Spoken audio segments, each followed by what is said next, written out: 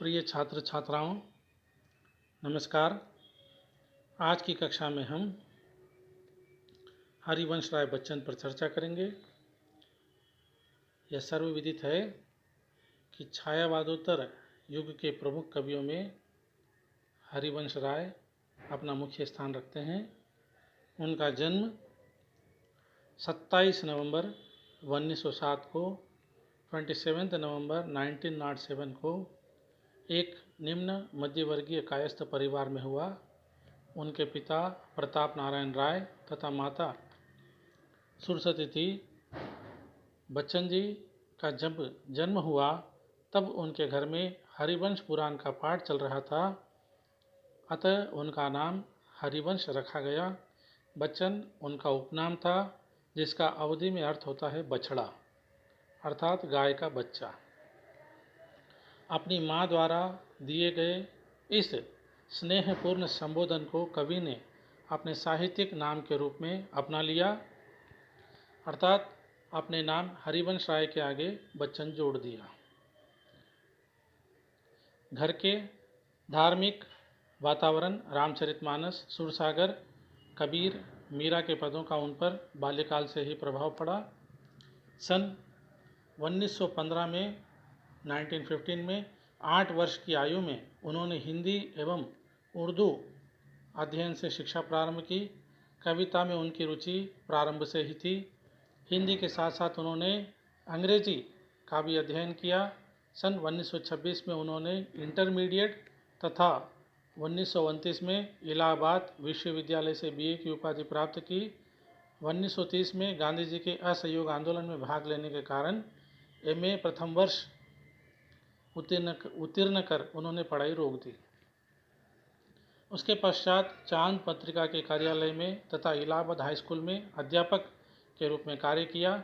इसी बीच उन्होंने अंग्रेजी से एमए की शिक्षा भी पूरी कर ली। तत्पश्चात उन्होंने इलाहाबाद विश्वविद्यालय में अंग्रेजी विभाग में 10 वर्ष तक अध्यापन का कार्य किया। सन 1952 में उन्होंने आयरलैंड जाकर आयरिश महाकवि विलियम ईट्स के संबंध में विशेष अध्ययन किया। सन 1954 में कैम्ब्रिज विश्वविद्यालय से उन्हें पीएचडी की उपाधि प्राप्त हुई। सन 1955 में उनकी आकाशवाणी में प्रोड्यूसर के पद पर नियुक्ति हुई।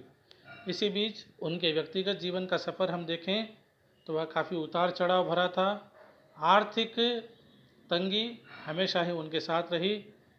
सन 1926 में उनका विवाह श्यामा नामक युवती के साथ हुआ और उनका यह वैवाहिक जीवन मात्र 10 वर्ष तक चला और 1936 में उनकी पत्नी श्यामा का निधन हो गया, जिससे वे बहुत ज़्यादा टूट गए।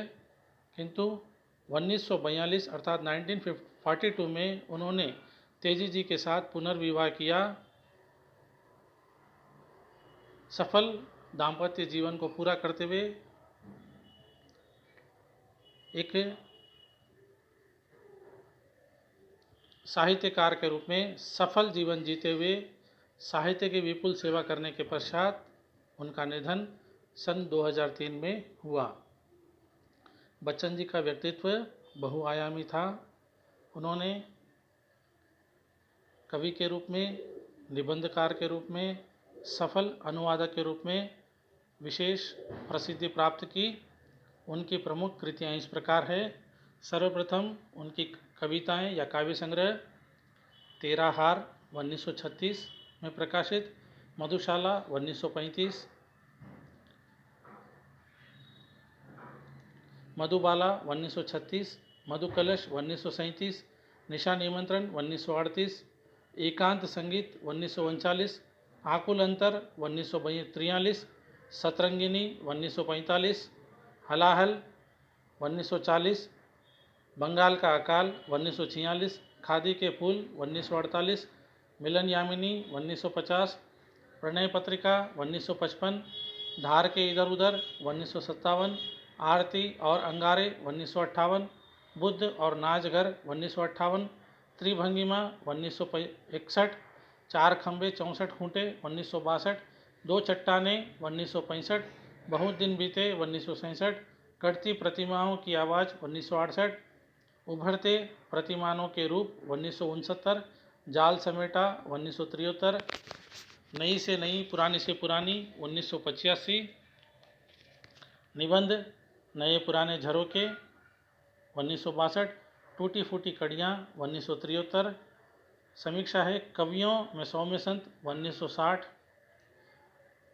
इनके द्वारा अनुदित कृतियाँ इस प्रकार है: उमर खय्याम की मधुशाला, नेहरू राजनीतिक जीवन चरित्र 1961, 64 रूसी कविताएं 1963, मरकत द्वीप का स्वर 1965, नागर गीता 1966, हैमलेट 1969, भाषा अपनी पराए भाव पराए 1970, किंग लियर 1972, आत्मचरित्र क्या भूलूं क्या याद करूं 1969, नेड का निर्माण फिर 1970, बसेरे से दूर 1977, दश द्वार से सोपान तक 1985 तथा अन्य कृतियों में राजेंद्र प्रसाद आत्मकथाकार के रूप में 1985।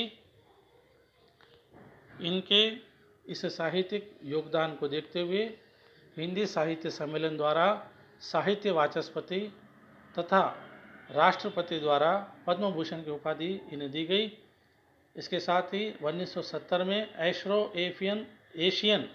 एफ्रो एशियन राइटर्स कॉन्फ्रेंस द्वारा लोटस पुरस्कार भी इन्हें मिला। आज की कक्षा यहीं पर समाप्त होती है। धन्यवाद।